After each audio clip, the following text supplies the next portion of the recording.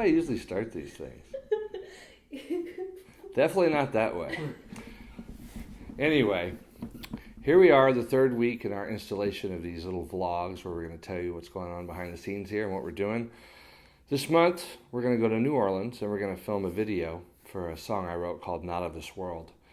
I'm kind of excited about it. I know Mick, our director, has an idea in his head and he's going to kind of let me into more of that when we get down there and get on location. But it's going to involve a lot of history and a lot of beautiful stuff that I believe about the past. And I wanted to talk a little bit about the song. And I've always had this really strange belief. I don't know where it comes from, but I always feel like we choose our parents when we're in the spirit world.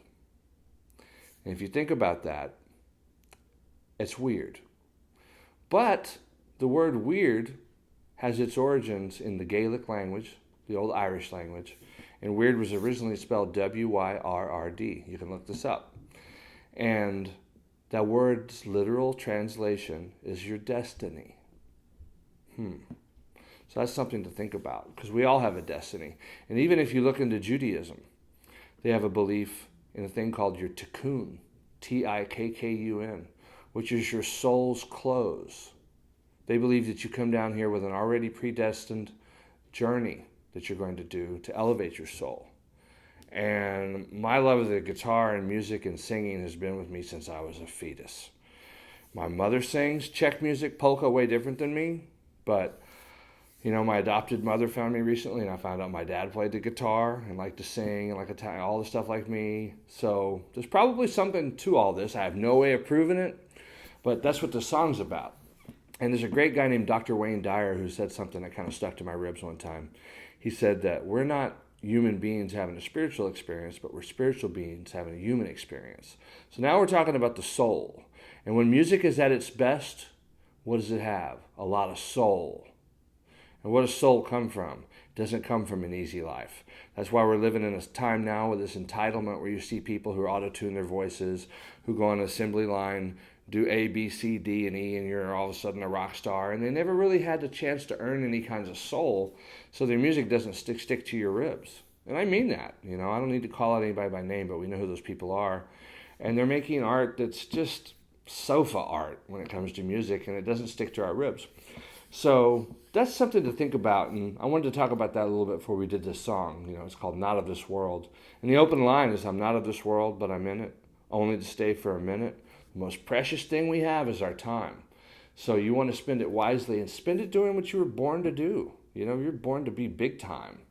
And don't let anybody get in the way of that. You know, that's something we want to talk about a lot. And do you have the faith to do that?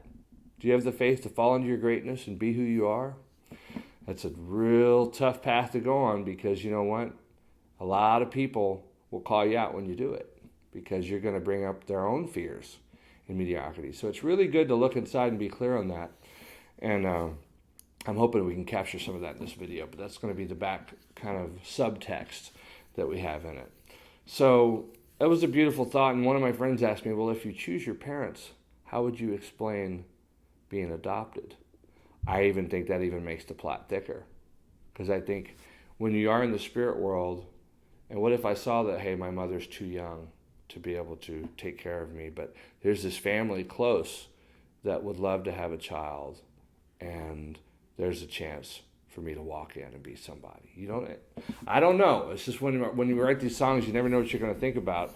But it was something to think about, you know, and that there's a kind of a wound that happens from adoption that healed a lot for me when I met my birth mother, because I think she probably wondered, well, where's he at and what's going on? And I wondered, well, was I good enough, you know? And then when we met each other, she explained to me, she said, hey, I was forced to give you up. And see, that made me feel a lot better, because sometimes I think when you're adopted, you kind of wonder, like, well, why? Was I not good enough? But that comes up, and you can deal with it, you know. And even if you're not adopted, life's tough enough in all situations. You know, a lot of people come from broken homes and things, or abusive homes, or where you grew up with a lot of financial difficulties or whatever, but you can always overcome it by believing in yourself, you know, and that's being in the moment and really doing the things that build your character. I like this great story about this Indian warrior. He's coming of age, and the elders took him out hunting, into the woods, and they tell this story about there was two wolves that he encountered. One was the white wolf and one was the black wolf. And the white wolf represented what he wanted to do in life and what he loved, and the positive energy. And the dark wolf was doubt and fear. And so the older Indian, he asked the young Indian, he goes, well, which wolf, am I going to be afraid of? What do I need to worry about here? And he goes, the one that you will, I screwed it up. Well, can we stop that part, Rick? There's a great story I like about fear, where this young Indian, he was coming of age, and the elders took him out hunting in the woods, and they showed him these two wolves that were following him. One was a white wolf, and the other one was the black wolf. And you could tell the boy was a little bit scared by the wolves, and he asked the elders, well, what do they represent? And he said, well, the white wolf is you, who you want to be, where you're going to go in life. And the black wolf is fear. And then they asked him, the kid asked the elders, he said, well, which one is going to win when they fight? Because these wolves are going to have a fight. I guess it kind of represents the same thing we do in our own lives. And the elder Indian said to him, whichever wolf you feed is the one that's going to win. So don't feed fear in life, go away from that. Build your character in the ways of doing what you were put here to do and what you want to do. And then you'll be able to do it.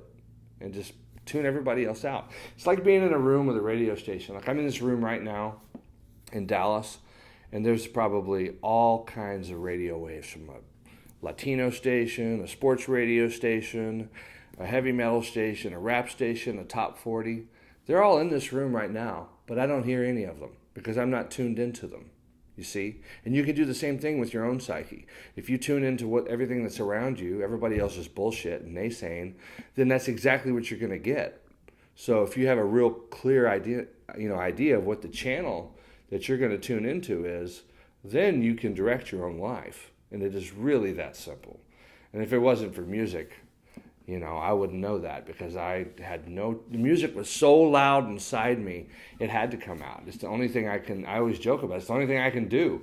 I can cook okay, and I'm good at a couple other things, but really when it comes to music, that's my life. And that's the whole message of this thing. And so look forward to the video and the song, and let's see how this all works out next month.